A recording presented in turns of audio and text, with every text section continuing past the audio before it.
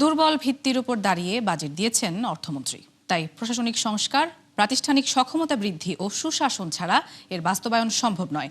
Budget নিয়ে এমন পর্যবেক্ষণ গবেষণা প্রতিষ্ঠান সিপিডির। পরিবর্তনের বার্তা নিয়ে ক্ষমতায় এলেও কালো টাকা সাদা করার সুযোগ রাখায় সরকারের তীব্র সমালোচনা করেছেন সংস্থাটির নির্বাহী পরিচালক।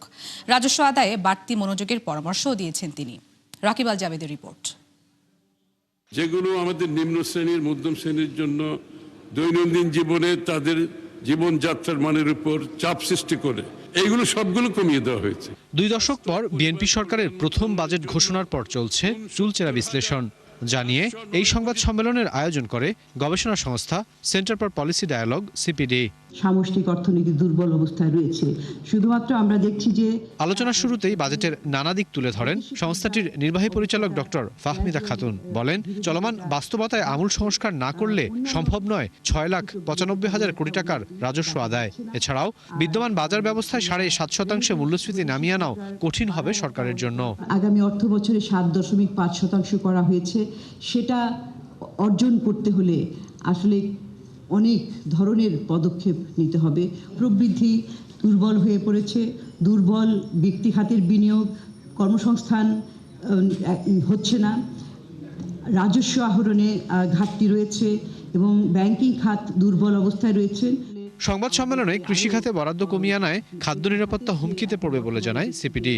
আর বিনিয়োগ কর্মসংস্থান নিশ্চিতে সরকারকে ব্যাংক খাত থেকে ঋণ কমানোরও পরামর্শ দেওয়া হয়। এই সময় ডক্টর ফাহমিদা খাতুন বলেন, বাজেটে নির্বাচনী প্রতিশ্রুতি বাস্তবায়নের তোড়জোড় দেখা গেলেও প্রাতিষ্ঠানিক সক্ষমতা না বাড়ালে কঠিন হবে ওয়াদা পূরণ। কৃষি খাতে এডিপির অ্যালোকেশন এটা কমেছে 4.7% থেকে এখন আগামী অর্থ বছরে 3.6% হবে।